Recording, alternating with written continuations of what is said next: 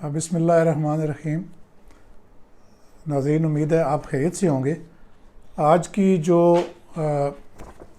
Video ہے، ظاہر ہے کہ آپ کو پتہ ہے کہ خبروں کی ایک بھرمار ہے، جو جنرل فیض حمید کی گرفتاری اور پھر سکسیسیولی جو ان کے جو دوست ہیں، ان کے ساتھ جو کمپلیسز ہیں، ان کی گرفتاری موضوع بنی ہوئی ہے۔ اور ان خبروں نے جو ہے وہ 14 اگست کی جو ہماری یعنی مین جو خبریں تھیں اور جو ارشد ندیم کی جو خوشیاں تھیں، ان سب کو پس پشت ڈال دیا ہے۔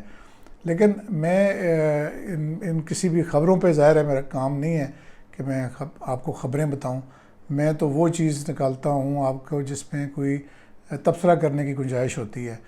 تو میری نظر سے آئی جی صاحب پنجاب کا ایک انٹرویو گزرا ہے جو انہوں نے منصور علی خان کو کوئی 10-11 دن پہلے ان کے پوڈ کاسٹ میں دیا ہے۔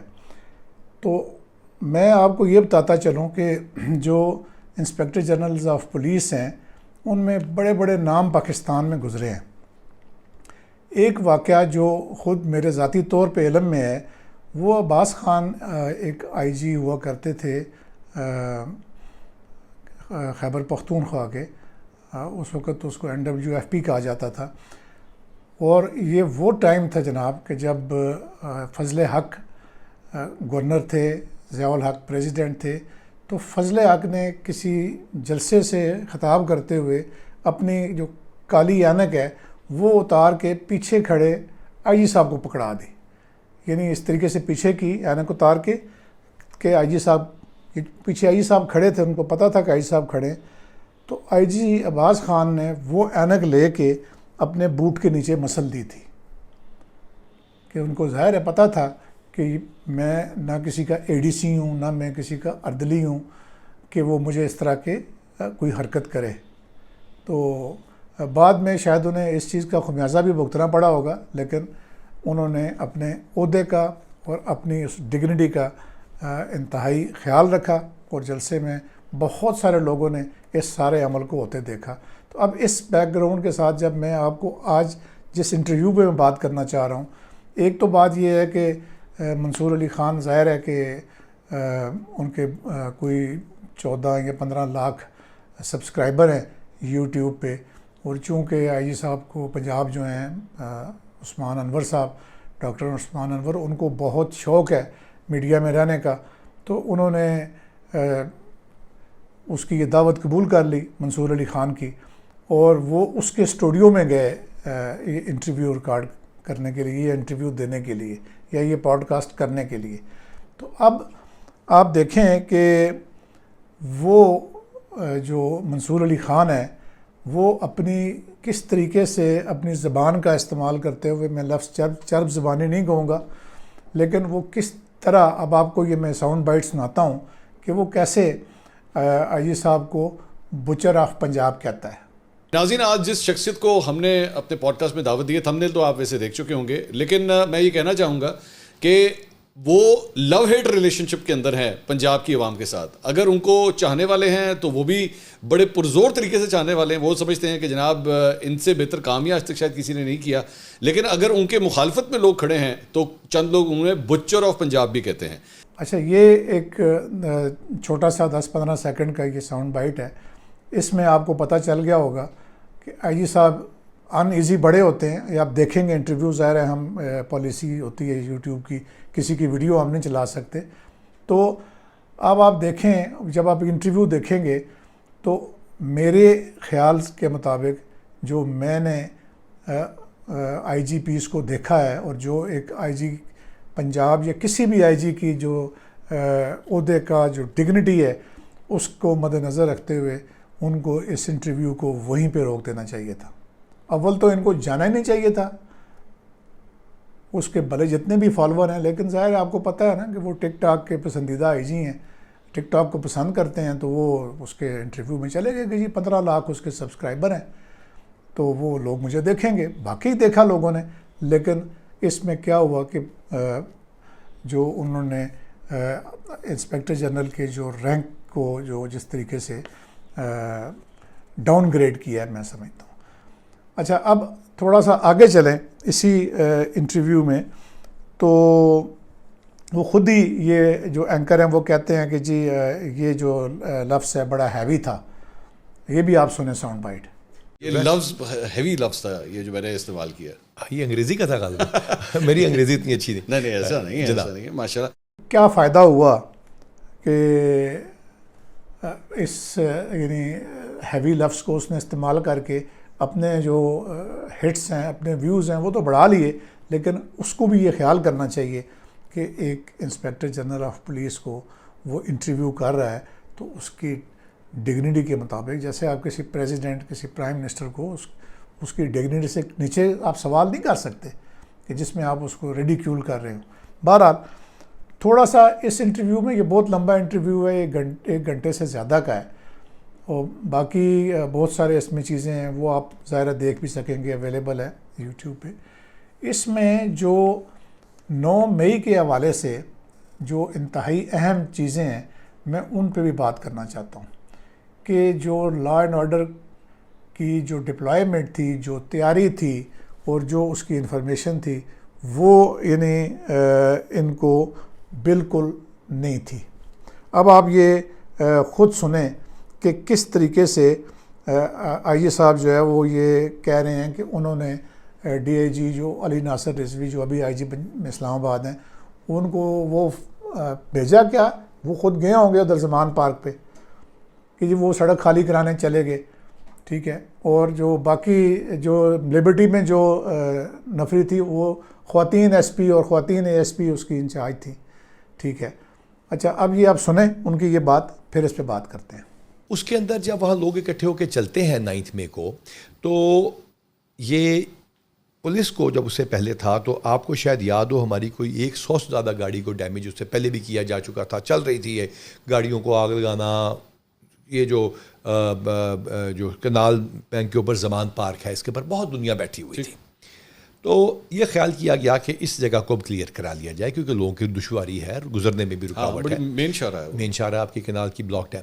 ہماری فورس آ رہی، انہوں نے وہاں پہ موو کی. ڈی آئی جی علی ناصر رضوی جو آئی جی اسلام آباد ہے وہ وہاں چلے گئے اپنی فورس کو لے کے. اب آپ دیکھیں کہ وہ یہ خود ایڈمٹ کر رہے ہیں آئی جی صاحب کہ ان کی جو پلاننگ تھی، جو ان کا ڈپلائمنٹ پلان تھا وہ موٹر وے کی سڑکوں پہ تھا، وہ زمان پارک پہ تھا، اور باقی ایک آدھ جگہ وہ اور کہاں کہتے ہیں ملتان روڈ پہ تھا، ٹھیک ہے. اور جہاں پہ یعنی آگے چل کے وہ خود یہ ایڈمٹ کرتے ہیں. اب آپ یہ سنیں کہ اب وہ کہتے ہیں کہ جی جب وہ جو برج ہے جو جاتا ہے کور کمانڈر ہاؤس کی طرف، جو بالکل قریب ہے، میں نام میرے ذہن سے اتر گیا ہے، اس پہ 20 بندوں کی ریزرو لگائی، ایک ریزرو لگائی 20 بندوں کی، اور ان کو انہوں نے ہٹا دیا. تو کہیں نہ کہیں تو ان کی جو پلاننگ تھی اس میں اتنا بڑا فلا تھا کہ ان کو نہ کسی نے انفارمیشن دی، نہ ان کی اسپیشل برانچ بھی سوئی ہوئی تھی. انہوں نے کیا اسپیشل برانچ کے کسی ایڈیشنل آئی جی کو یا کسی ایس ایس پی کو انہوں نے اس کا ایسا احتساب کیا ہے کہ آپ نے ہمیں یہ انفارمیشن کیوں نہیں دی. ادھر تو جب یعنی اسلام آباد میں اگر کرسیوں کی تعداد بھی غلط ہو جائے تو ایس پی اسپیشل برانچ کو پوچھ لیا جاتا ہے، اور جلسے کی تعداد اوپر نیچے ہو جائے تو وہ پوچھ لیا جاتا ہے. ایک ایک چیز کا پتہ ہوتا ہے. کیوں نہیں پتہ چلا کہ پی ٹی آئی کے جو لوگ ہیں وہ احتجاج کہاں سے شروع کریں گے اور جائیں گے کدھر؟ یہ ایک اتنا بڑا، اب ان ساری جو آپ یہ آڈیوز ان کی سنیں گے نا کہ یہ آپ پھر دیکھیں کہ وہ کہہ رہے ہیں کہ جی ساری کی ساری نفری ہم نے کہاں لگائی ہوئی تھی. آپ خود سنیں. یہ جب یہ شیرپا کراس کرتے ہیں، اویس اور اس کے 20 بندے تھے، ان کو یہ رون کے گزر جاتے ہیں. اچھا جب یہ پہنچتے ہیں ایس ایچ او موجود ہے، آج انہیں روکا نہیں جاتا، روکا جاتا ہے، ویڈیوز موجود ہیں، دھکیل کے نکل جاتے ہیں یہ لوگ. اچھا میں تو آپ کی نفری کتنی کھڑی ہوئی تھی وہاں؟ ہماری ایک ریزرو تھی پوری وہاں پہ، مجھے 20 بندوں کی ریزرو تھی. 20 بندے ہم نے پیچھے بھیجے کیونکہ مین ہماری نفری کم نہیں تھے آپ کے خیال؟ جی میں یہی کہتا ہوں نا کہ ہم نے تو ساری کی ساری نفری لگائی ہوئی ہے موٹر وے پہ، داخلی رستوں کے اوپر، ملتان روڈ کے اوپر اور زمان پارک کے اوپر. اچھا. اور پھر اس کے بعد جو ہے وہ کسی بھی اسپیشل برانچ کے افسر کو، کسی بھی انٹیلیجنس کے انہوں نے اپنے جو ان کا آپریٹرس ہے اس کا کہیں ذکر نہیں کیا, کہیں فیلئر کا ذکر نہیں آیا, پورا میڈیا اس پہ خاموش رہا. انٹیلیجنس فیلئر نہیں کہلائے گا کہ آپ کو آئیڈیا ہی نہیں ہوا؟ آپ کہہ رہے ہیں کہ پری پلان تھا, ساری چیزیں پری پلان. جی بالکل, اب پکڑے گئے نا لوگ, پھر لوگ پکڑے گئے. پری پلان تھا تو پھر آپ کو پہلے سے اس پہ کام کرنا. اور یہ جو بات ہے یہ کہ پی ٹی آئی والے جو روتے ہیں کہ جی ہمیں تو کسی نے روکا ہی نہیں, تو واقعی اگر ایک ریزرو کے ساتھ ہی روکنا تھا تو آئی جی صاحب اس پہ تو پھر آپ کی جو پلاننگ ہے اس کا اللہ ہی حافظ ہے. اور پھر سونے پہ سہاگا یہ کہ جو اس وقت ڈی اے جی آپریشن تھے جنہوں نے یہ سارا پلان کرنا تھا, اس دن یعنی تمام جگہوں کو بشمول جو فوجی تنصیبات تھیں یا کور کمانڈر ہاؤس تھا یا, اور اس سے پہلے بھی احتجاج ہو چکا تھا, اس چند ہفتے پہلے احتجاج ہو چکا تھا جس کی ویڈیوز بھی آئی تھیں. اور اس احتجاج کے باوجود یعنی وہ جو لوگ کور کمانڈر ہاؤس کی طرف یہ پی ٹی آئی کے جو ورکرز ہیں یہ پہنچ گئے تھے, اس کے باوجود انہوں نے کوئی جو قابل قدر جو سیکیورٹی ہے وہ شیرپاؤ, ہاں برج کا نام یاد آ گیا, شیرپاؤ برج پہ یا اس کے مضافات میں یا اس کی بیک سائڈ پہ جدھر سے وہ راستہ آتا ہے کور کمانڈر ہاؤس کو, دو اطراف سے آتے ہیں نا, تو وہاں پہ لگائی ہو. کوئی کاغذ پہ, اور نہ ہی یہ خود وہ ایڈمٹ کر رہے ہیں آئی جی صاحب اپنی ویڈیوز میں اس انٹرویو میں کہ انہوں نے یہ نہیں کر سکے.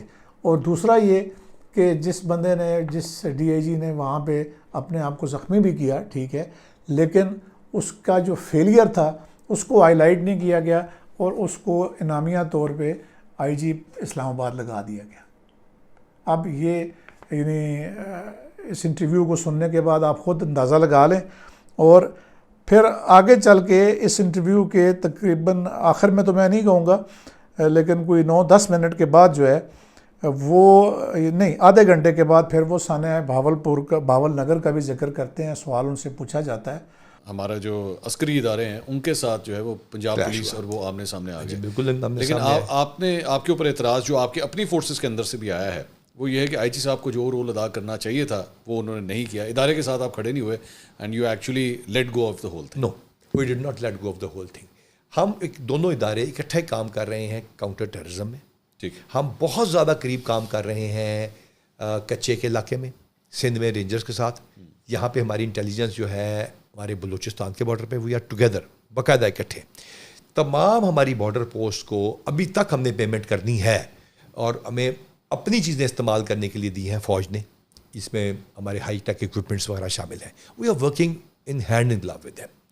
بھاول نگر میں اب یہ لوگ پھر کہیں گے کہ میں پولیس کے خلاف بول رہا ہوں, جو انیشل غلط کام کیا وہ پولیس کی طرف سے ہوا. آپ ذرا پلیز واقعہ اگر آپ کی مطابق نریشن کرنا ہے, اگر کیا ہوا وہاں پہ ایک پکڑا گیا بندہ, اس کے پاس اسلحہ تھا. ٹھیک ہے, اس نے دوسرے کا پوائنٹ آؤٹ کیا, دوسرے سے پولیس والے تیسرے کے پاس پہنچے, تیسرے والے کو وہ جانتے تھے.